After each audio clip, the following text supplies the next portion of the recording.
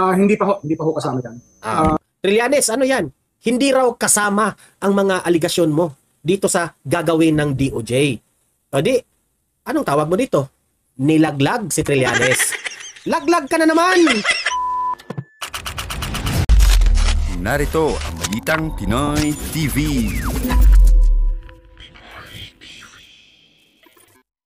Okay, and we are live ngayon sa ating YouTube channel. At ire-react natin itong interview ni Rimulya kay Karen Davila. Itong si Karen Davila, na-shock po itong si Karen Davila sa mga sagot ni Rimulya noong tinanong siya patungkol dito kay Senator Trillanes. Okay?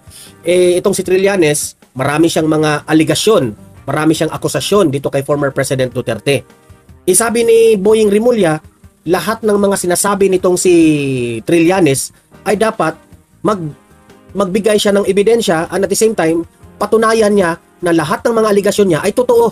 Which is tama nga naman itong si Rimulya. Okay? So mukhang uminit itong interview ni Rimulya at itong si Karen Davila. Nangyari lang ito kanina, okay? 5 hours ago. So ito po yung i-react natin ha, yung interview. Pero bago ang lahat, bago natin ito pag-uusapan, help me po na i-like muna ha at i-share itong video na ito para guys kakalat ito sa taong bayan. Okay, sabay-sabay nating i-like muna at i-share itong video natin, Facebook at YouTube. 1, 2, 3, go! Okay, like and share para maraming makalam. And also guys, paki-subscribe at paki-follow ito para lagi kayong updated sa mga balita na kagaya nito at ma-notify ang inyong mga cellphones kung meron tayong breaking news. Okay? So, kagaya nito, breaking news ito. So, sabay-sabay nating i-follow, i-subscribe, Facebook at YouTube. Ready? Follow, subscribe. 1, 2, 3, go! Ayan, thank you very much. Ayan. So, simulan na natin kaagad ha. Pag-usapan natin. At ire-react natin itong interview ni Karen Davila kay Rimulya. Tinanong siya dito patungkol kay Trillanes. Okay? Nilaglag.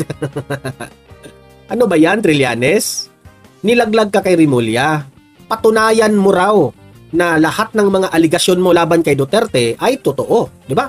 Ikaw may yung merong aligasyon, so patunayan mo, which is tama nga naman. Kasi hindi tatanggapin sa korte yung puro lang bula sa bibig mo, Trillanes. Dapat patunayan mo yan. Okay? So, ito po yung interview ni Karen Davila. Ayan, yung mga mukha nila nasunog kasi kailangan kong ganito yun para hindi tayo mag-copyright sa kasi mahirap na itong ANC, very strict ito sila, no? So iniba ko yung kulay tsaka mirror ito, okay? Ito, pakinggan niyo. Ang importante dito, yung mensahe na makukuha natin, yung konteksto, okay? Pakinggan. Now, Senator Antonio Trillanes, he came out with a chart that alleges that the former president was receiving drug payments at certain schedules, of which you heard the soundbite of former President Duterte very upset and actually is considering filing, I'm presuming, libel, slander charges against Trillanes. I want to ask you, what kind of evidence is necessary for this? Because here's former President Duterte, his narrative is galit nga siya sa droga diba? Galit ako sa droga, kaya nga yan ang drug war ko. Tapos, eto dating senador who's going to say, teka, hindi ka galit sa droga, tumatanggap ka, drug protector ka. So, yan. Magaling itong tanong ni Karen Davila. Ang narrative ni former President Duterte, galit ako sa droga, gumawa ako ng programa ng war on drugs, sinusyutay ko itong mga nagbibenta ng mga bawal na gamot na ito. Yan ang naratibo ni former President Duterte. Pero dito ka magtataka ni Trillanes, si Duterte raw protektor. Di ba? So wala sa hulog. So, yan, tanong ni Karen Davila, ano ba ang pwedeng si Duterte, alam natin at alam ni Karen Davila na si Duterte po ngayon ay may plano na at nakahanda na kasuhan itong si Trillanes ang lahat ng mga aligasyon ni Trillanes. Okay? So, sa ganun pa lang, tinatanong itong si Rimulya, ano ang opinion mo dito, Rimulya? Okay? Ano ang opinion dito? Kasi, dati nga itong si Rimulya, sumuporta ito sa war on drugs ni former President Duterte. Okay? Pakinggan natin si Rimulya. So, the irony is there, but the question is, what kind of evidence does one need for Trillanes' allegations to hold in court? There's a legal maxim that's so common to everybody. He who alleges must prove. That's why... So tama itong si Rimulya. Ang sagot po ni Rimulya, kung sino yung merong mga aligasyon, sino yung may aligasyon? Si Trillanes. Kung ikaw, Trillanes, ikaw yung may aligasyon ni Duterte, you must prove to that. Yan ang sabi ni Rimulya. I-prove mo yan, Trillanes. Kasi kung puro ka lang salita, hindi ka papaniwalaan ng korte. Siguro ang maniniwala sa iyo, mga loyalista, ang maniwala sa inyo, si Mike Tae, si Coach Jarrett, at mga bangag na vloggers at mga tambaluslos na vloggers. Siguro yun ang mga maniniwala sa iyo. Pero itong mga matatalinong mga DDS, hindi maniniwala sa inyo. Di ba? Real talk tayo dito. Oh. Mere allegations cannot hold water here. You have to be able to back it up with other evidence. So, good luck if he has the evidence. Trillanes, sabi ni Remulla, good luck! Good luck, Trillanes! Galingan mo yung mga ebidensya mo, Trillanes, ha? Good luck! Good luck, sabi ni Remulla. Just to prove what he's saying, then so be it. Let him file the cases. But it has to be a well-built-up case, again, as I would say. Kasi, sabi ni Remulla, it has to be a well-built-up case. Alam niyo ba kung bakit? Masasayang lang ang laway mo at effort mo at energy mo, Trillanes. Sayang yan lahat. Oh, gawa-gawa ka ng kwento. Kung hindi mo, wala kang sapat na ebidensya dyan, wala. Useless yan, Trillanes. Useless. Useless. Kaya, ang sabi ni Remulla, good luck, Trillanes. Good luck. We will not file a case because they will need the Department of Justice to file a case, but we will have to undergo a case build-up. And Tama si Remulla. Hindi sila makapagsampa ng kaso ni former President Duterte not unless si Trillanes magpalabas siya ng ebidensya. Ano yung ebidensya niya? PowerPoint? Ha? PowerPoint yung ebidensya mo? Gawa-gawa mo lang yung bank statement o anong mga bangko na ano na hindi naman nag-i-exist? Ay nako. Other law enforcement agencies will have to work with the prosecutors to be able to build up a proper case. If there's no case build up, if we do not believe in the modicum of evidence we have gathered, then we will not file a case. We will wait for the proper time. So, meaning to say, sabi ni Remulla, yung mga aligasyon ni Trillanes, titingnan nila. Kung sa tingin nila, walang sapat na ebidensya, hindi sila kakasuhan si former President Duterte. That's simple. Until we are confident of the cases that we have built up to stand the scrutiny. Diba? Okay, so Secretary, that means that your special body, the task force, will not be including former Senator Trillanes' allegations in its investigation. Hindi kasama po ba yun o hindi? Di ba? Kung matatandaan natin, nagpalabas po ng media interview o ambush interview ba yun ni Remulla. At sabi ni Remulla, unti-unti na raw nilang paimbestigahan yung kay Pangulong Duterte. Ngayon, tinatanong siya ngayon ni Karen Davila, isasama nyo ba ang mga akusasyon, aligasyon ni Trillanes kay Duterte? Yung investigasyon ni Remulla, patungkol ito sa war on drugs. Yung mga nasyusyutay na mga biktima di umano ng war on drugs. Ang kay Trillanes iba Ang kanya pong reklamo ni Trillanes, si Duterte raw, drug protector. Ay, nako Trillanes. Wala.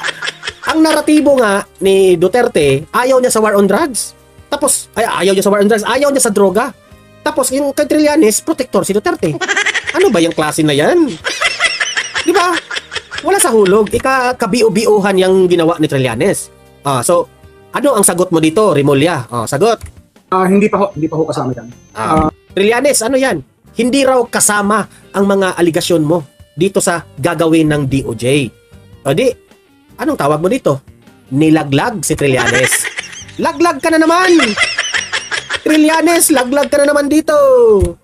Kinakailangan namin ng mas magandang ebidensya. Ang nangyari lang kasi dyan... Hindi, bakit? Ang tanong, sabi kasi ni Remulla, kailangan namin dito maganda yung ebidensya. Bakit? Yung kay Trillanes, Remulla, hindi ba maganda ang kanyang ebidensya? Kasi PowerPoint ano yung Excel yung ebidensya ni Trillanes gawa-gawa sa Excel. Pati nga siguro yung mga maliliit na bata marunong gumawa doon. Mali pa yung spelling. Yung spelling ni Hanelet, mali pa yung spelling ni Hanelet. Trillanes. Hindi ka kasali ni Remulla. Ito po, when he filed the case before the Department of Justice, and it ended up with the Prosecutor General, the former Prosecutor General, he immediately forwarded the case to the Ombudsman. We could have looked at it first before forwarding the case to the Ombudsman. We could have done a case build-up. But that's water under the bridge. It's now with the Ombudsman. Correct. Di ba? Importante kasi yung case build-up. At least for the first time, nasa hulog itong si Remulla ngayon. Di ba? Remulla, good job. Tama yung mga, tama yung mga sinabi mo. Na bago tayo mag-akusa ng mag-akusa, kaya nga si Trillanes mapansin nyo, hindi niya makasukasuhan itong si Duterte. Kasi you have to have a case build up. Yung kay Trillanes walang case build up Gawa-gawa lang, Excel lang yun. Yun, opinion natin yun Kasi very obvious naman. Mali pa yung mga spelling. Di ba? That's why, even if maybe Sandy Trillanes might want to refine the case before the DOJ, but he will still have to give us the amount of evidence we need to be able to find this. Correct. Oo. I'm curious, what about Senator Bato de la Rosa? Senator Bongo. Senator Bongo's name was mentioned once and he confronted, I think, one of the police officers in the Senate. But Senator Bato de la Rosa was PNP chief then and the architect of Oplan Tukhang. Is he included in the investigation? Of course, his role will have to be scrutinized. That's why the Republic Act 1951 is so flexible. Ako, sa tingin ko ha, tinatanong si Remulla kung kasali ba itong si Bato at itong si Bongo. Okay? Siyempre, itong ginagawa ngayon ng DOJ, okay? Ako, duda ako rito ha. This is my own opinion. Ginagawa lang ito ni Remulla dahil parang, hindi naman siguro inutusan siya, pero out of respect ito. Duda ako rito ha, na gumawa ng investigasyon si Remulla dito sa kay Duterte, kung kasali ba si Bato at itong si gumagawa siya ng investigasyon out of respect kay Bongbong Marcos kasi siya lang naman ang amo ni Remulla, di ba? Or si out of respect dito kay Romualdez. Okay? Magkaibigan sila, wag na tayong magbulahan, di ba? Magkaibigan sila out of respect, under naman itong si Remulla sa mga administrasyong ito, di ba? So this is out of respect. Kasi nga, baka sabihin na walang ginagawa ditong DOJ o kaya gumawa rin kami ng mga investigasyon, di ba? So, tinanong si Remulla kung kasali ba si Bato at si Bongo. Ang gagawin po ni Remulla dito, lahatin na niya ito. Okay? Imbestigahan niya ito lahatin niya ito. Pero kung ang tanong, si Remulla po ba ay mag-file ng case laban kay Duterte, yan ang malaking tanong. Kasi, ako I have my own opinion about this. Kilala ko itong si Remulla. Si Remulla po ay dating supporter ni former President Duterte. At dati po itong naniniwala sa war on drugs ni former President Duterte. Okay? So, hindi po ito basta-basta na magsampa ng kaso laban kay former President Duterte kung wala siyang sapat na ebidensya. At wala siyang sapat na link na itong case na ito ay nakalink po papunta kay Duterte. Kasi hindi po ganyan ang korte hindi po ito kagaya ng mga tuwadcom, bintang lang ng bintang kahit hindi totoo, bintang lang ng bintang, investigate lang ng investigate para makuha lang yung mensahe, maparinig sa media para masira ang mga Duterte. Hindi po ganyan ang korte. Ang korte po is very accurate. Ito na nga mga kabalita. Ano na ang masasabi nyo patungkol sa balitang ito? Please comment down below mga kabalita. Pag-usapan natin yan sa comment section. At kung di ka pa nakasubscribe sa ating channel, baka naman